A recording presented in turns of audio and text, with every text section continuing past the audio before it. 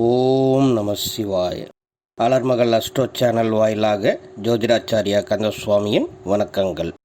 இந்த பதிவில் நாம் பார்க்க போவது நட்சத்திர வரிசையில் 14வதாக வரக்கூடிய சித்திரை நட்சத்திரம் பற்றிய வாழ்வியல் நெறிமுறைகள், பிறப்பு சூட்சமங்கள், தொழில் வழி மேன்மைகள் பற்றி சுருக்கமாக பார்க்கலாம். அன்பர்களே, அலர்மகள் அஸ்ட்ரோ சேனலை முதல் முறையாக பார்ப்பவர்களாக இருந்தால் சப்ஸ்கிரைப் பண்ணி பெல் ஐக்கான் கிளிக் பண்ணி வைங்க. உங்களுக்கு ஜோதிட ரீதியான பல அரிய தகவல்கள் கண்டினியூஸாக வரப்போகிறது. உங்களுக்கு தெரிஞ்சவங்களுக்கு மற்றும் நண்பர்களுக்கு ஷேர் பண்ணுங்கள். உங்கள் தனிப்பட்ட ஜாதகம் ஏதாவது பார்க்கணும்னு விருப்பப்பட்டால் இதில் காணும் நம்பருக்கு வாட்ஸ்அப் பண்ணுங்கள். சித்திரை நட்சத்திரம் கன்னி ராசி மற்றும் துலாம் ராசியில் வரக்கூடிய பிளவுபட்ட நட்சத்திரம். செவ்வாயின் நட்சத்திரம். செவ்வாயின் நட்சத்திரங்கள் மூன்றும் உடலற்ற நட்சத்திரமாக கருதப்படுகிறது. முதலில் வரக்கூடிய 2 பாதங்கள் ஒரு ராசியிலும் மற்ற 2 பாதங்கள் அடுத்த ராசியிலும் வரும். செவ்வாய் என்றாலே ஆற்றல், வீரியம், வீரம், தைரியம், கோபம், ஆதிக்கம், முரட்டுத்தன்மை, செயல்திறன், எடுத்த செயலை எப்படியாவது செய்து முடிக்க வேண்டும் என்ற வெறி, இவை அனைத்தும் செவ்வாயின் காரகங்களாகும். சித்திரை நட்சத்திரம் ஒரு ஆற்றல் மிகுந்த நட்சத்திரமாகும். எதையும் உருவாக்கும் திறன் படைத்ததாகும். சித்திரை நட்சத்திரத்திற்கு அதிதேவதை விஸ்வகர்மா, அதாவது தேவலோகத்தின் சிற்பி ஆவார். இவர் படைக்கும் திறன் பெற்ற மாபெரும் படைப்பாளி என்று பல மூல நூல்கள் சொல்கிறது. சொர்க்கம், இந்திரனின் வஜ்ராயுதம், கிருஷ்ணரின் சுதர்சன சக்கரம், துவாரகாபுரியின் அரண்மனைகள் அனைத்தும் இவர் வடிவமைத்ததாகும். இவர் பிரம்மாவின் குழந்தை என்றும் பிரம்மாவின் அம்சம் என்றும் கருதப்படுகிறார். இந்த விஸ்வகர்மா பிறந்தது இதே சித்திரை நட்சத்திரத்தில்தான். ஆகையால் சித்திரை நட்சத்திரத்தில் பிறந்தவர்களுக்கு படைக்கும் திறன் அதிகம் இருக்கும். சித்திரை நட்சத்திரம் 2 ராசியில் வருகிறது. கன்னி மற்றும் துலாம் ராசி. கன்னியில் உள்ள 2 பாதங்களும் துலாம் ராசியில் பிறக்கக்கூடிய 2 பாதங்களும் நிறைய வேறுபாடுகள் கொண்டுள்ளது. பொதுவாகவே சித்திரையில் பிறந்தவர்கள் முன்கோபிகள், பொறுமை குறைவு என்பார்கள்.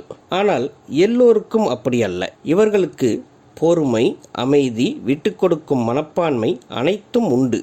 சரியான காலங்களில் அது வெளிப்படும். கன்னி ராசியில் வரும் சித்திரை நட்சத்திரக்காரர்கள் திட்டமிடுதலில் வல்லவர்களாக இருப்பார்கள். அதுவே துலாம் ராசியில் வரும் சித்திரை நட்சத்திரக்காரர்கள் கௌரவத்தை அதிகம் விரும்புவார்கள். சித்திரையில் பிறந்தவர்களுக்கான கடவுள் முருகப்பெருமானை சொல்கிறார்கள். முருகப்பெருமானின் அழகு, நேர்த்தி, பொறுமையான அணுகுமுறை, போர் என்று வந்துவிட்டால் போருக்கான நேர்த்தியான வியூகம் அமைத்து வெற்றி காண்தல் அனைத்தும் சித்திரையில் பிறந்தவர்களுக்கு முழுமையாக இருக்கும்.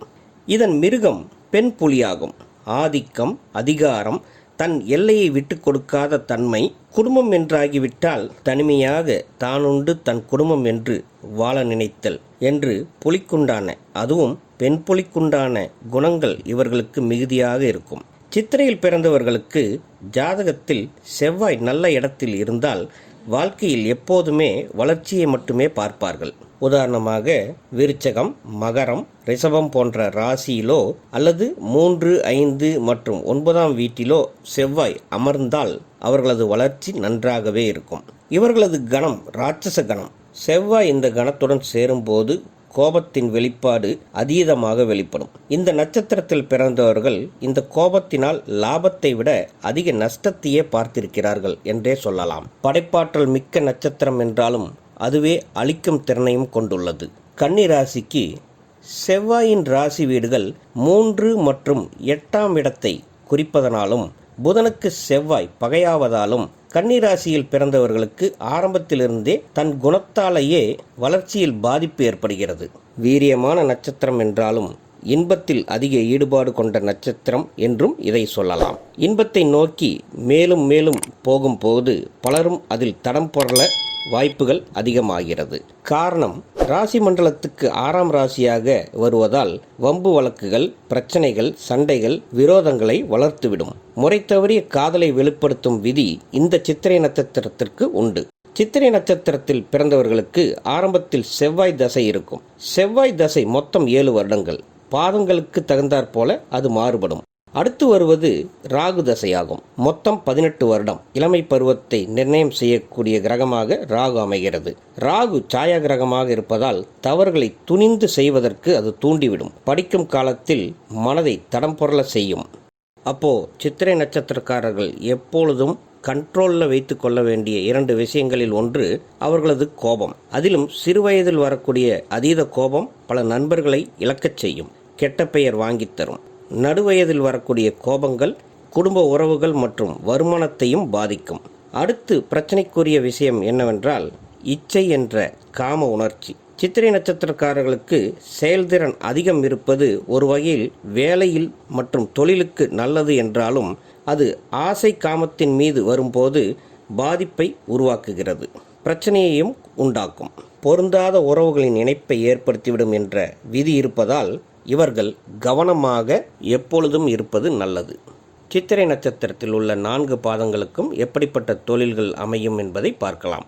சித்திரை முதல் பாதத்தில் பிறந்தவர்களுக்கு நவம்சத்தில் சந்திரன் சிம்ம ராசியில் இருக்கும் பட்சத்தில் இவர்களுக்கு அரசு பதவி, சிவில் இன்ஜினியரிங் வேலைகள், ஆர்கிடெக்சர் வேலைகள், அதிகார பதவிகளை கொண்டு நிறைவேற்றக்கூடிய வேலைகளில் பல இவர்களுக்கு சாத்தியப்படும். அது தவிர கான்ட்ராக்டர் வேலைகள், மீடியேட்டர் வேலைகளும் இவர்களுக்கு செட் ஆகும். சித்திரை 2ஆம் பாதத்தில் பிறந்தவர்களுக்கு நவாம்சத்தில் சந்திரன் கன்னி ராசியிலேயே அமர்ந்து வர்க்கோத்தமம் பெறுவார். இவர்களுக்கு புதனுடைய குணாதிசயங்கள் அதிகமாக வெளிப்படும். இவர்கள் பூமி சம்பந்தப்பட்ட அனைத்து தொழில்களும் எளிதில் செய்வார்கள். புதன் கிரகம் கன்னி ராசியில் ஆட்சி, உச்சம் மற்றும் மூலத்திரிகோணம் பெறுவார் என்பதாலும், கன்னி ராசி ஒரு மண்பூத ராசி என்பதாலும் இவர்களுக்கு பூமி சம்பந்தப்பட்ட அனைத்து வேலைகளும் தொழில்களும் கைகூடும்.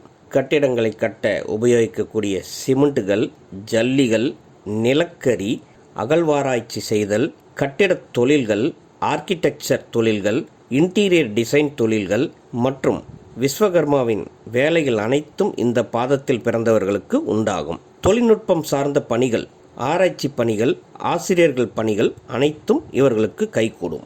சித்திரை நட்சத்திரம் 3ஆம் பாதத்தில் பிறந்தவர்களுக்கு ராசி மாறி துலாம் ராசியில் வரும். நவாம்சத்தில் சந்திரனும் துலாம் ராசியில் அமர்ந்திருக்கும். இங்கேயும் சந்திர கிரகம் வர்க்கோத்தமம் பெறும். சுக்கிரனின் வீட்டில் செவ்வாயின் 3ஆம் பாதம் மிக வலிமை பெறும். சுக்கிரனின் தன்மையான கலைகளில் ஆர்வம், கலைநுட்பமான தொழில்களில் ஈடுபடுதல், தையற்கலை, ஆபரணங்களில் விதவிதமான ஆபரணங்கள் உருவாக்குதல், துணிகளை வடிவமைத்தல், டிசைனிங் செய்து கொடுத்தல், பியூட்டி பார்லர் நடத்துதல், ஃபேஷன் ஷோ நடத்துதல், கலைத்துறைகளில் வேலை புரிதல், தனியாகவோ அல்லது பார்ட்னர்களுடன் இணைந்து தொழில் புரிதல், அழகை கூட்டி காட்டக்கூடிய FMCG ப்ராடக்ட்ஸ் அனைத்தையும் தயாரித்து விற்பனை செய்தல் இவர்களுக்கு எளிதாக கைகூடும். இந்த பாதத்தில் செவ்வாய் சுக்கிரனுடன் இணைவதால் ஆசைப்படுவதை அடைந்தே ஆக வேண்டும் என்ற வேட்கை இவர்களுக்கு அதிகம் இருக்கும். ஆணாக இருந்தால் பெண்கள் மீதும், பெண்ணாக இருந்தால் ஆண்கள் மீதும் ஈர்ப்பு அதிகமாகும். வாழ்க்கையில் பிறப்பெடுத்ததே சந்தோஷமாக இருக்கத்தான், சந்தோஷத்தை அனுபவிப்பதே வாழ்க்கை என்று வாழ்வார்கள் இவர்கள். சித்திரை 3ஆம் பாதத்தில் பிறந்தவர்களில் பலரும் வாழ்க்கையை சந்தோஷமாக அனுபவிப்பார்கள். சித்திரை 4ஆம் பாதத்தில் பிறந்தவர்களுக்கு சந்திரன் விருச்சகத்தில் அமரும். அங்கே அவர் நீசகதி ஆவார். செவ்வாய் ஆட்சி பெறும். ஆனால் சந்திரன் நீசமாவதால் 4ஆம் பாதத்தில் பிறந்தவர்களுக்கு மனக்குழப்பம் அதிகம் இருக்கும். இவர்கள் இளமை பருவத்தில் பல கஷ்டங்கள், தடைகளை சந்திப்பார்கள். படிப்பில் தடை, வேலையிலும் தடைகள் உண்டாகும். இதனால் இயற்கையாகவே இவர்கள் வேறு கோணத்தில் சிந்தித்து வெற்றி பெற முயல்வார்கள். கோபத்தினால் பலரும் தடம் பொருளும் வாய்ப்பு உண்டாகும். அதில் ஒரு சிலர் மற்ற சுபகிரகங்களின் பார்வையால் வெற்றி பெற்று வாழ்க்கையில் நல்ல முன்னேற்றம் காண்பார்கள். சித்திரை நட்சத்திரத்தில் பிறந்தவர்களுக்கு செவ்வாயின் தாக்கம் அதிகம் என்பதால் ஆக்ரோஷம், கோபம், அராஜகம், வெறித்தனம் அதிகம் உருவாவதால் ஆயுதங்களை கொண்டு மற்றவர்களை தாக்கும் எண்ணம் அதிகம் இவர்களுக்கு உருவாகும். அதேபோல இச்சை மற்றும் காம உணர்ச்சியும் அதிகம் இருக்கும். இந்த இரண்டையும் சிறுவயதிலிருந்தே கட்டுப்படுத்தி வளர்ந்தால் மட்டுமே இவர்கள் வாழ்க்கையில் எந்த பின்னடைவும் இல்லாமல் முன்னேற்றம் காண்பார்கள். இல்லாவிடில் இந்த சித்திரை நட்சத்திரம் இவர்களை அழிவை நோக்கி கொண்டு சென்றுவிடும். நான் ஆரம்பத்தில் சொல்லியது போலவே இந்த சித்திரை நட்சத்திரக்காரர்களுக்கு ஆக்கவும் அழிக்கவும் சரிசமமாக வல்லமை உண்டாகும். அதை ஆக்குவதில் மட்டுமே கவனம் செலுத்த வேண்டுமெனில் இவர்கள் பொறுமையையும் நிதானத்தையும் அதிகம் கடைபிடிக்க வேண்டும். அதே போல காம எண்ணங்களும் மிகுதியாக உருவாகும். இதனால் முறை தவறிய காதல், அதன் மூலம் முறை தவறிய திருமண வாழ்க்கை என்று தடம் பொருள செய்துவிடும். இளமை பருவத்தில் இதில் மிகுந்த கவனத்துடன் இருக்க வேண்டும். தனக்கான வாழ்க்கை துணையை தேர்ந்தெடுக்கும் போதும் காதலிக்கும் போதும் நிதானமாக யோசித்து முடிவெடுப்பது நன்மையை தரும். சித்திரை நட்சத்திரக்காரர்கள் எப்பொழுதும் தைரியமும் வீரியமும் ஆற்றலும் கொன்றவர்கள் என்பதால் செயல்திறனில் தன் மனதை செலுத்தினால் வாழ்க்கையில் நிச்சயம் வெற்றிதான். அன்பர்களே, அலர்மகள் அஸ்ட்ரோ சேனலை முதல் முறையாக பார்ப்பவர்களாக இருந்தால் சப்ஸ்கிரைப் பண்ணிக்கோங்க. பக்கத்தில் இருக்கக்கூடிய பெல் ஐக்கான் கிளிக் பண்ணி வைங்க. அடுத்தடுத்து வரக்கூடிய எங்களின் அனைத்து பதிவுகளும் உங்களுக்கு எளிதில் கிடைக்கும். உங்களுக்கு இந்த வீடியோ பிடித்திருந்தால் லைக் பண்ணுங்கள், உங்களுடைய நண்பர்களுக்கு ஷேர் பண்ணுங்கள். ஏற்கனவே சப்ஸ்கிரைப் பண்ணி எங்களுக்கு ஆதரவு தந்து கொண்டு இருக்கக்கூடிய அனைவருக்கும், அதோடு தற்போது புதிதாக பார்த்த அனைவருக்கும் என்னுடைய மனமார்ந்த நன்றி. வாழ்க வளமுடன். ஓம் நம சிவாய.